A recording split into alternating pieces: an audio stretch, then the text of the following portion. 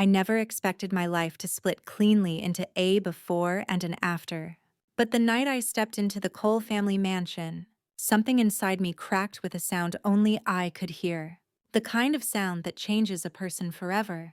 I remember pausing at the foot of their iron gate, fingers tightening around a small brown paper box of cookies. Cheap and plain, the sort you buy at a corner bakery for a few dollars. Fog rolled down the hill behind me, curling around my legs like a warning. I should have listened. But love makes you hopeful in ways that blind you.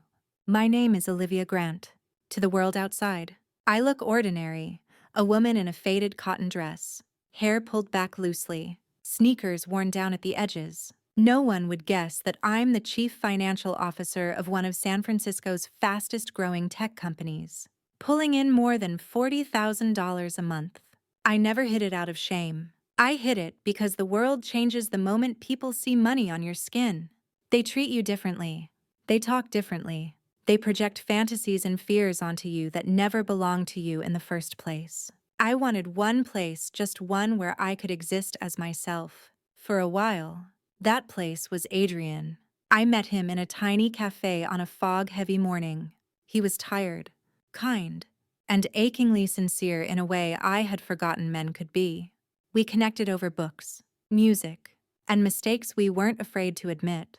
What he didn't know, and what I didn't tell him, was that the simplicity he saw wasn't the whole story. I was a woman who carried her life like a secret, tightly wrapped, waiting for someone safe enough to open it. When he asked me to meet his parents, I felt something twist inside my chest. Not fear, curiosity, and maybe a quiet tremor of rebellion. Adrian came from old money San Francisco, oceanside clubs, legacy colleges, whispered connections. His mother, Vivian, curated charity galas like works of art. His father, Charles, sculpted reputations in the courtroom. Adrian grew up under their expectations like a man living beneath a chandelier, beautiful, bright, and one misstep away from disaster. That night, I decided not to dress in armor. No polished heels, no tailored suits. Just me, the version people overlook. I wanted to see who they were when they believed I had nothing to offer. Vivian opened the door with a smile sharp enough to cut. Her eyes flicked downward first to my shoes, to the plain paper box before lifting to meet mine, with a practiced, delicate warmth. "How lovely," she murmured when I told her about the cookies. Her tone wrapped the word in velvet and disdain. Charles's handshake was firm, cool, and efficient. "Adrian tells me you work in finance," he said, as though testing the validity of a rumor. I answered simply, letting the silence speak the rest. He waited for more. I didn't give it. Inside, their home glittered glass, gold, marble, every surface polished until it reflected a life most people could never touch. But beneath all that shine, I felt something cold, as if the air itself judged me. Dinner began politely enough. Stories about Napa Valley resorts that cost $2,000 a night. Investments that had doubled. People they knew. Circles they belonged to. A world where worth was calculated by lineage and presentation, not integrity. I smiled. I nodded. I listened. But I also watched. I watched the way Vivian's gaze hovered on the hem of my dress. I watched Charles appraise me like a risky stock. And I saw the moment their politeness shifted into superiority, the soft, sugared condescension reserved for people they believed lived below their altitude. I could feel Adrian beside me growing tense, his shoulders tightening each time his mother slipped a barbed compliment into the conversation. He wasn't protecting me. He wasn't protecting himself. He was trying to survive the collision he'd spent his whole life avoiding. By the time the main course arrived, Vivian leaned forward with a smile I recognize now as predatory politeness. "Olivia," she said sweetly, "San Francisco can be quite demanding. If you ever need a little help, say, $500 a month to buy something nice to wear, please know that our family is more than happy to support you." Inside me, something cold went still. Not anger, not hurt, just clarity. The kind that arrives like a blade sliding cleanly through silk. I set down my fork, gently, deliberately, and in that moment, the room shifted. They didn't know it yet, But the night was no longer theirs. Adrian's eyes widened the moment my fork touched the plate. He knew that tiny motion meant something had shifted, though he couldn't yet tell whether the tremor was inside me or inside the room. Vivian continued smiling, oblivious to the fracture opening beneath her own words. Charles casually reached for his wine, unaware that within seconds, the temperature of the entire dinner would change. I lifted my gaze and studied their faces. Vivian, polished and composed like a woman carved from pearl. Charles, confident in the quiet authority of a man accustomed to being right, and Adrian, whose fingers trembled slightly against the stem of his glass. For a brief moment, I felt sorry for him. He had spent his life trying to bridge two worlds that were never meant to touch. And now the collision was finally here. "Thank you," I said softly, the calmness in my voice startling even me. "But I don't need financial help." Vivian blinked, her smile faltering. She hadn't expected a refusal, much less a gentle one. "Oh, don't misunderstand," she said quickly, leaning back in her chair. "It's not an insult. We simply want Adrian to have a partner who can support his lifestyle. One day, appearances matter in our circles. You understand that, don't you?" I held her gaze, letting the silence stretch not confrontational, but unbearably clear. "I do understand," I murmured. "More than you think." Charles cleared his throat. "It's nothing personal," he added. "Relationships are stronger when backgrounds align. Expectations, standards." That word again, standards. As though they were the arbiters of value. As though people like me existed below some invisible line they had drawn in their heads. I folded my napkin and placed it neatly beside my plate. "Standards," I repeated softly. "That's an interesting word." Adrian tensed. "Liv," he whispered, barely audible, but it was too late. Not because I wanted a fight. God knows I'd spent years avoiding them. No, because what Vivian and Charles didn't realize was that every quiet woman has a breaking point. Every underestimated person has a moment when they simply decide they are done being small. "I think," I began, my voice calm and steady, "that if we're discussing standards, I should be honest about mine." The air stilled. "I'm the chief financial officer at Paragon Dynamics," I said evenly. "I manage more than $80 million in operating funds every quarter. I negotiate contracts your charity galas probably feature. And I make more in a single month than what you offered me in a year." Vivian froze. Her fingers tightened around the stem of her glass until the crystal strained. "You're joking," she whispered. "No," I said gently. "I don't joke about my work." Charles inhaled sharply, as though trying to rearrange his understanding of the world. "But your appearance, your clothes, are my choice." I interrupted quietly. "I don't measure myself by fabrics or labels, and I don't need to prove anything to anyone." Adrian stared at me first in shock, then slowly, painfully, in something like awe. I took a slow breath, letting the truth settle between us. "I didn't come here to impress you. I didn't come here to ask for approval. I came because I believed your son deserved someone who would see him, not his last name." Vivian swallowed hard. "Why didn't you tell him?" she asked, voice trembling with the first shred of humanity I'd heard from her that night. "Because I needed to know which version of me he loved, the simple woman he met in a cafe, or the title he never knew I carried." Silence fell like a shroud.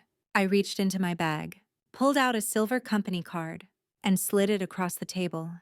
The gesture was slow, deliberate, intimate in its finality. "Send the dinner bill to this," I said softly. "Consider it my contribution to your standards." Adrian's voice cracked. "Olivia, you don't have to." "I do," I replied gently, "because I won't let anyone in this room believe I came here needing their charity."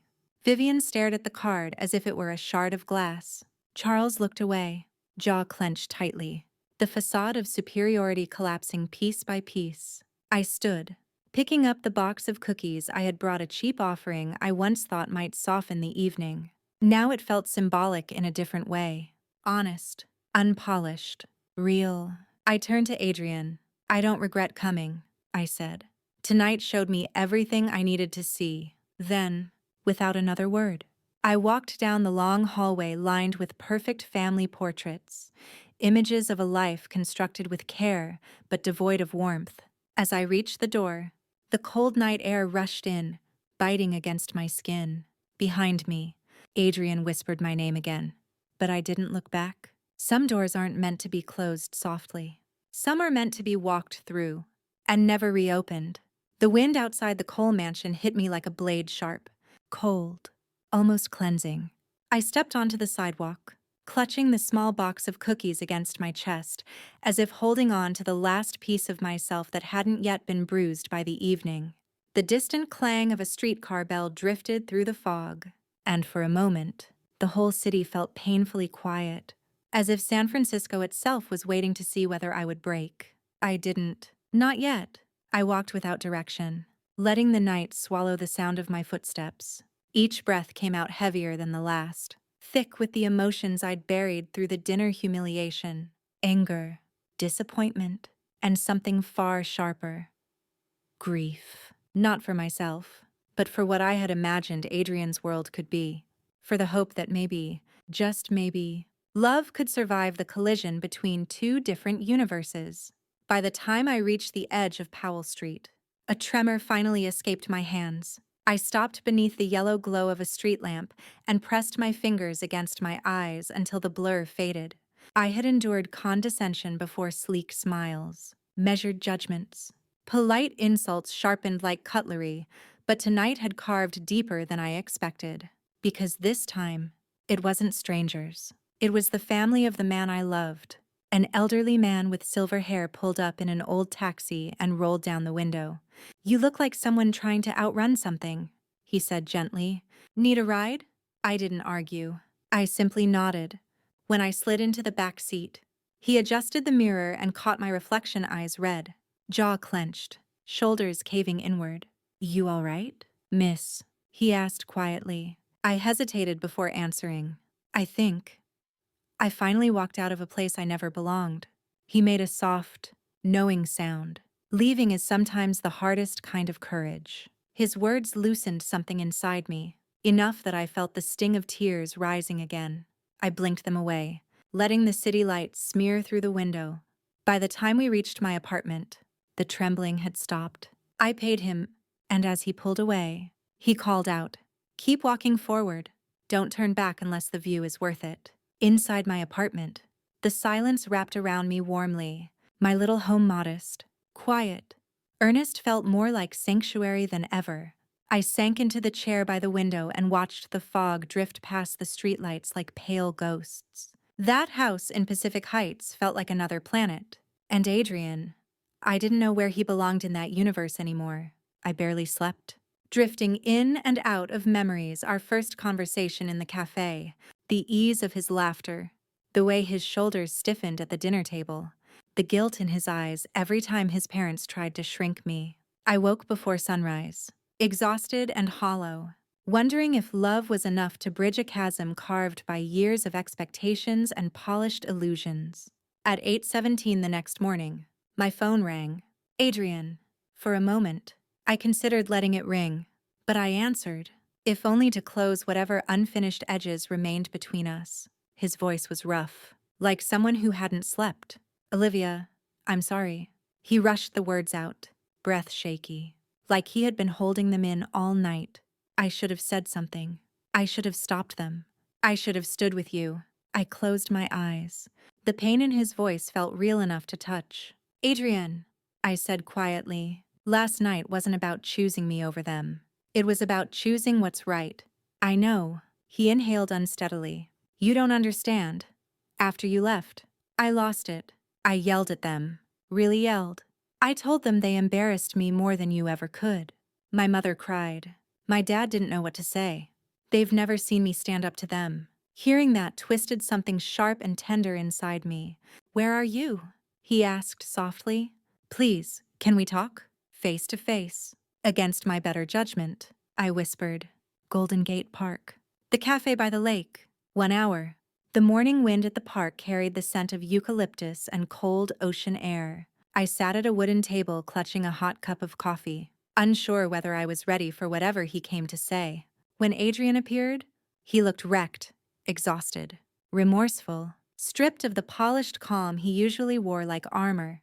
He sat across from me slowly, as though afraid a sudden movement might shatter the fragile space between us. For a long moment, neither of us spoke. Finally, he broke the silence. "I grew up being told not to embarrass my family," he said quietly. "Last night, I realized I've spent my whole life trying to satisfy expectations I never agreed to. And I let that fear hurt you." I watched him struggle with his own truth, something I had never seen him confront. It softened the anger in me, though not the wound. "I'm not angry at you," I said. "I'm disappointed you stayed silent, but I'm glad you finally saw what silence does." He swallowed, eyes shining with something raw. "I see it now, and I'm choosing differently." When he reached across the table and took my hand, I didn't pull away. His touch was warm, mine cold from the wind. In that moment, forgiveness didn't feel like surrender. It felt like understanding, quiet, complicated, unfinished. We walked together along the lake path, sunlight breaking through the fog in thin gold streaks. Neither of us knew what the future held, but for the first time, Adrian wasn't hiding behind his family's shadow. He was standing beside me. 3 days passed before the next knock on my door. 3 days of quiet mornings, long hours at the office, and the lingering ache of a confrontation that reshaped everything I thought I understood about love, pride, and worth. I didn't expect anyone, so when I looked through the peephole and saw Vivian Cole, no pearls, no tailored perfection, just a wool coat and a basket of fruit held carefully in her trembling hands, I froze. I opened the door slowly. "Mrs. Cole." She gave me a soft, almost fragile smile. "Vivian," she corrected gently. "May I come in?" Every instinct in me wanted to protect the peace of my apartment. But something in her eyes, tired, genuine, stripped of the sharp shine I'd seen at that dinner, made me step aside. She entered quietly, her gaze drifting over my small living room. "It's beautiful," she whispered. "Peaceful." I let her sit at the kitchen table.